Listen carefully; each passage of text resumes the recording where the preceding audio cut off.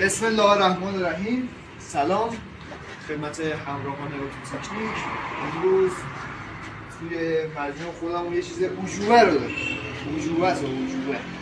بنده خدا این ماشین دست خانومش بوده. خب بعد اومده جایی که تو موتور روغن بریزه آب ریخته، جایی که تو منبع مثال آب بریزه روغن ریخته. آقا این ماشین رو میدین دست این خانواده، حواستون باشه. از این اولش نیست، از این کارا خیلی اتفاق افتاده، زیاد شده.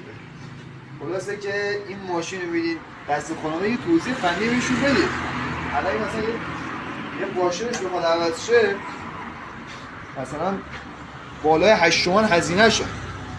نکنید این کارا آقا. این ماشین میدین دست کسی یا خانومتون، یه توضیح فنی بهش بدید، چون الان واقعا بودجه‌ها و هزینه‌ها رفته بالا.